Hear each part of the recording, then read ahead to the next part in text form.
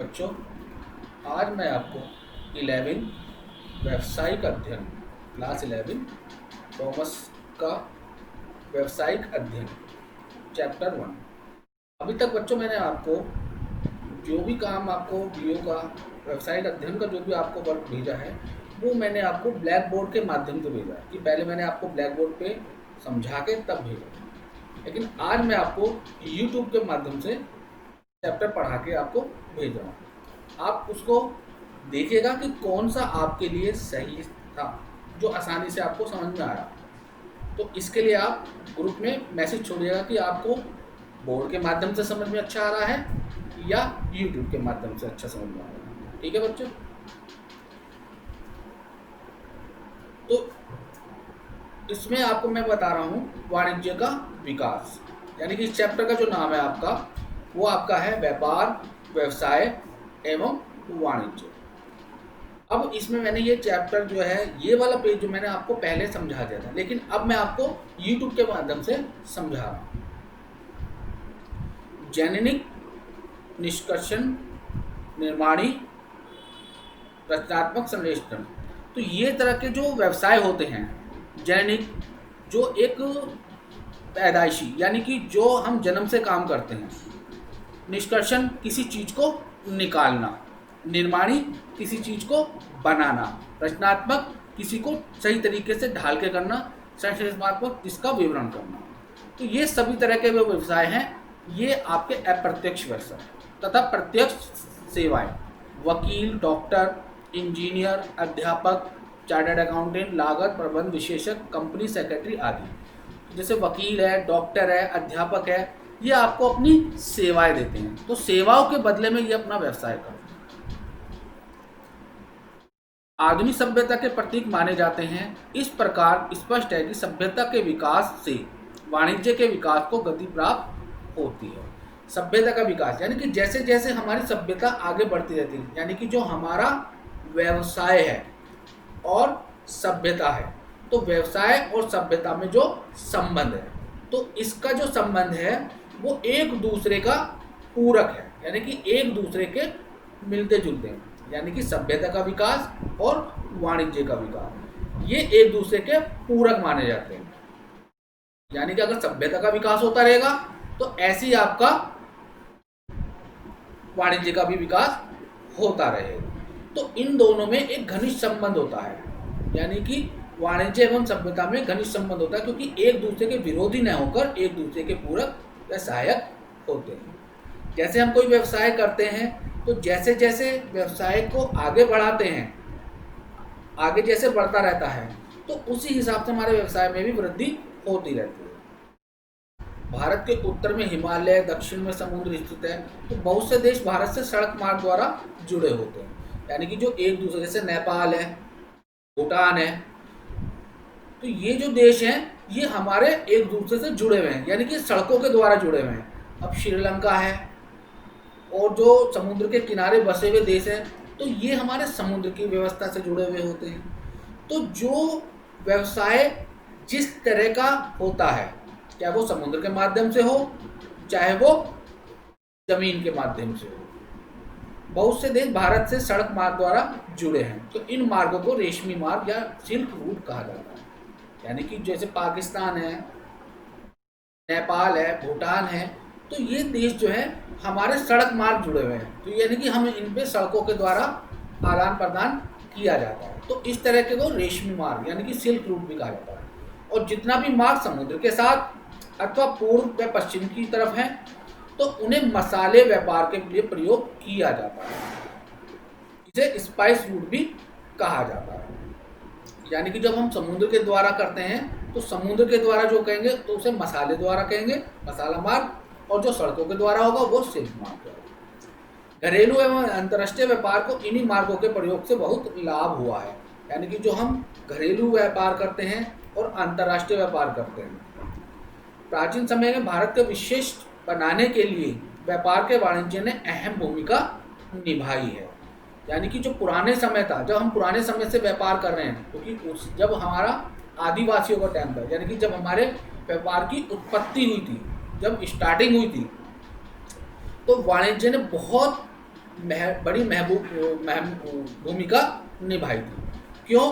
क्योंकि हमें व्यापार के बारे में कोई जानकारी नहीं थी। लेकिन जो व्यवसाय जब हमने शुरू किया, व्यवसाय, व्यापार, तो ये सब वाणिज्य के ही अंग कहलाते हैं। तो पहले जो वर्षों से जो मतलब जब व्यापार, शहरों की व्यवस्था है, पहले शहर नहीं थे, लोग एक जगह से दूसरी जगह ऐसे ही जाते रहते थे। लेकिन जब शहरों का निर्माण हुआ, व्यापारिक शहर बने, तो तब वहाँ पर सोना, चांदी, नगीने, शंख, मिट्टी आदि के बर्तनों का व्यवसाय किया जाता था, क्योंकि उस समय इसी तरह के व्यापार चलते थे। तो व्यापार ने जब बहुत अधिक तरक्की कर ली, शहरों का विकास होने लगा, तो व्यापार ने भी नए नए नियमों का पालन करने लगे। तो उस समय विभिन्न प्रकार के सिक्कों के चलन थे, चाहे वो चांदी के हों, चाहे वो तांबे के हों, सोने के हों, तो जिनका प्रयोग हम व्यापार के लिए करते थे। अगर कोई वस्तु हमें लेनी थी या देनी थी, तो हम चांदी के, तांबे के, स्वर्ण के यानी कि सोने के सिक्कों का चलन में करते थे। तो इससे ये कहा गया है कि वाणिज्य जो है वो सभ्यता के विकास में, जैसे जैसे सभ्यता का विकास होता गया, वैसे वैसे ही हमारे वाणिज्य का भी विकास होता गया। जैसे जैसे हम एक पीढ़ी दर आगे बढ़ते गए, तो हमारे वाणिज्य का भी विकास होता गया। तो कहने का मतलब यह है कि वाणिज्य और व्यवसाय में, वाणिज्य में और सभ्यता में, इन दोनों में घनिष्ठ संबंध है। ये एक दूसरे के पूरक माने जाते हैं, यानी कि इनके बगैर वाणिज्य का विकास नहीं हो सकता। क्लियर है? अब वाणिज्य का जो विकास हुआ है, वाणिज्य का विकास, तो इसके विकास के लिए उन्होंने क्या करा, इसको 6 भागों में बांटा गया। अब ये 6 भागों में जो बांटा गया है, इसका क्रमिक विकास हुआ है। क्रमिक का मतलब हो गया सीरीज से, यानी कि एक के बाद एक, एक के बाद एक, तो एक कंटिन्यू वाला क्रम से, पहले इसका फिर उसका, तो नंबर 1, नंबर 2, तो इसी तरह से वो विकास होता है। तो इसमें सबसे पहला है आत्मनिर्भरता या आखेट युग। आत्मनिर्भरता का मतलब अपना काम करना, स्वयं का काम करना। आखेट युग शिकार करना, यानी कि शिकार करना। तो पहला जो युग था वो आत्मनिर्भरता या आखेट युग था। यह युग स्वावलंबन का युग कहलाया है। तो इसमें मनुष्य पूर्ण रूप से प्रकृति पर निर्भर था, क्योंकि उस समय कुछ नहीं था, चारों तरफ पेड़, जानवर, जो प्राकृतिक द्वारा बनाई गई चीजें थी, तो वो उन्हीं पर ही निर्भर था। कहीं भूख लगी तो पेड़ों से फल तोड़ लिए, वो खा लिए। ज़्यादा वैसे हुआ तो शिकार करने लगे, चले गए, जानवरों को मारने लगे तो उनका मांस खाने लगे। खाने पीने में तन ढकने के लिए वो प्राकृतिक वस्तुओं का ही उपयोग करते थे। पेड़ों के पत्ते, जो बड़े बड़े पत्ते थे, उनको वस्त्रों का काम करते थे। जानवरों और फलों को वो खाने का काम करते थे। तो वो पूर्ण तरह से वो प्राकृतिक पर ही निर्भर थे। दूसरा है पशुपालन। इस युग में मनुष्य पशु को मारने के स्थान पर उनका प्रयोग करने लगा। जैसे जैसे उनकी सभ्यता हुआ, जैसे जैसे उनमें विकास होने लगा कि जानवरों को अगर हम मारते हैं तो उनकी संख्या कम होती चली जाती है। लेकिन अगर हम जानवरों का उपयोग करेंगे, उसको सवारी के रूप में लेंगे, एक जगह से दूसरी जगह जाने के रूप में लेंगे, तो वो हमारे सहायता भी करेंगे। तो फिर वहाँ से पशुपालन का युग शुरू हुआ। इस युग में मानव जो है वो पशु को मारने के स्थान पर उनका प्रयोग करने लगा। उसने एक समूह में रहना प्रारंभ कर दिया। इस युग में दस्तकारी, मिट्टी के बर्तन, ऊन के कपड़े, औजार आदि का भी निर्माण होने लगा। तो उनको मारने नहीं लगा, बाद में उनको वो पालने लगा, उनको एक स्थान से दूसरे स्थान पर जाने लगा। तो जब जहाँ वो रहने लगे तो वहाँ पर उन्होंने एक समूह बना लिया, 4-5 लोग एक साथ वहाँ रहने लगे, जिस कारण वहाँ पर जब रहेंगे तो कुछ ना कुछ वस्तुओं का निर्माण भी वो करेंगे। तो वहाँ पर उन्होंने मिट्टी के बर्तन, ऊन के कपड़े, औजार, पत्थरों के द्वारा, तो वो सब बनाना शुरू कर दिया। जब पशुपालन का युग चलता गया, तो पशुपालन युग के बाद फिर उनमें विकास का उत्पन्न होने लगा। फिर वहाँ से युग हुआ कृषि युग। अब कृषि युग में यानी खेती बाड़ी जब करता था, अब मानव एक स्थान पर रहकर कृषि करने लगा। जब वो एक जगह रहता था, तो जब एक जगह रहेगा तो वो नए नए काम करेगा।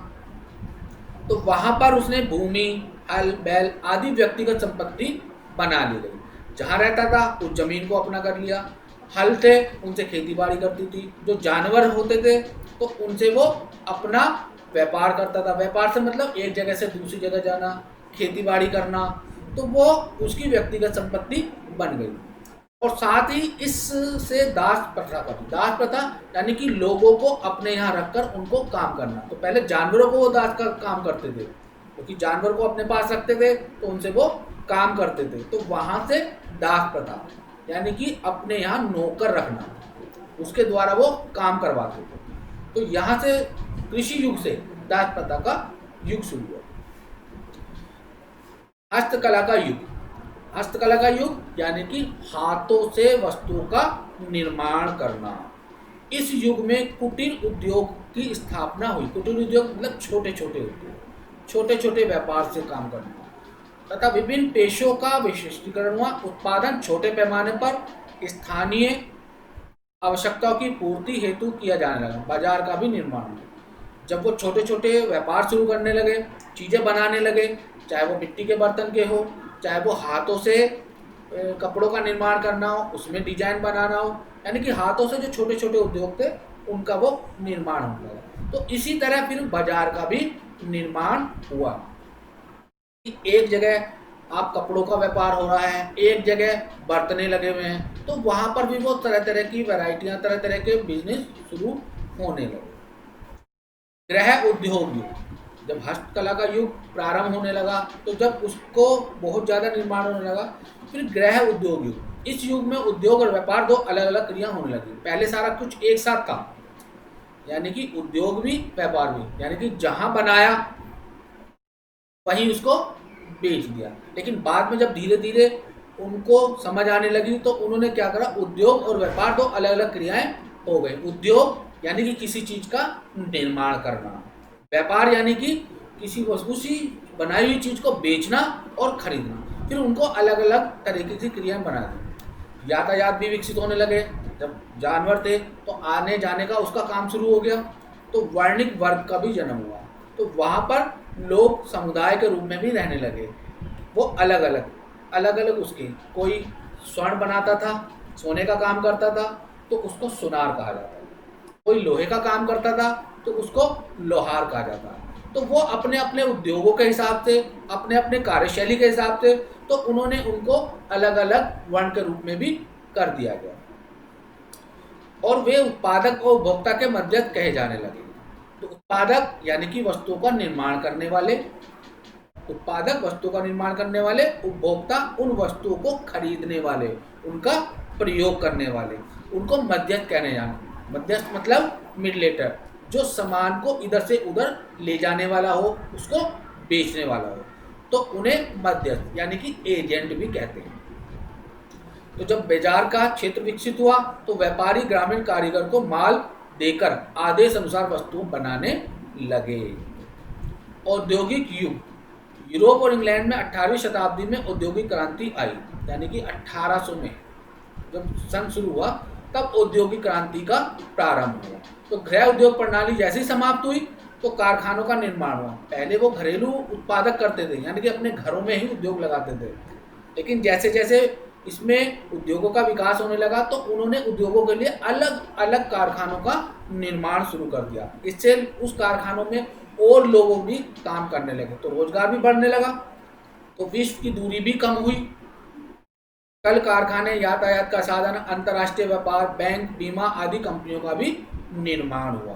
तो धीरे धीरे औद्योगिक युग का विकास होने लगा। तो यहाँ पर हो गया आपका वाणिज्य विकास। तो वाणिज्य विकास में आपके 6 पॉइंट थे। आत्मनिर्भरता का युग या आखेट युग, पशुपालन युग, कृषि युग, हस्तकला का युग, गृह उद्योग युग और औद्योगिक युग। तो ये आपके वाणिज्य विकास के क्रमिक अवस्थाएं थी, यानी कि क्रम से। तो इसी तरह ही आपको वो करना है। अब है स्वदेशी बैंकिंग प्रणाली। स्वदेशी बैंकिंग प्रणाली यानी कि अपने देश की, यानी कि जो हम अपने देश में काम कर रहे हैं उसके अंदर बैंकिंग प्रणाली क्या है। तो आर्थिक जीवन में जब विकास का स्थान लेने लगा तो धातु की मुद्राएं एवं वस्तु का रूप लेने लगी। तो धातु और मुद्राएं अन्य वस्तु का रूप लेने लगी। तो यानी कि जब हम लेन देन करते थे वो पैसों के द्वारा करते थे, एक दूसरे को लेन देन करते थे, तो वहाँ पर मुद्रा का विकास होने लगा। जब मुद्रा का विकास होने लगा तो धीरे धीरे वस्तुओं का क्रय विक्रय भी बढ़ने लगा। तो वहाँ पर जब हम किसी चीज़ को लिखित रूप में रखते हैं तो उसको ज़्यादा फायदा होता है। तो इसलिए आर्थिक क्रिया को मुद्रा के रूप में हुंडी, चिट्ठी का प्रयोग होने लगा। तो हुंडी को ज़्यादा प्रचलन में लाया गया क्योंकि यह भुगतान और प्रमाण की गारंटी होती है। हुंडी का मतलब एक कागजी पत्र, अगर हम किसी का लेन देन कर रहे हैं तो वो कागजों के जरिए हम उसको एक रुपया लिखते हैं कि हमें इतने रुपए इस व्यक्ति को इतने दिन में देने हैं। भारतीय व्यापार समिति का प्रयोग होने वाली हुंडी। अब इसका अलग अलग रूप था। एक तो है आपका दर्शनी धन्य योग और एक सहयोग। तो यह किसी भी व्यक्ति को देय होता है और सहयोग किसी विशेष व्यक्ति को भुगतान किया जाता है। ये इसके कार्य हैं। क्लियर है बच्चों?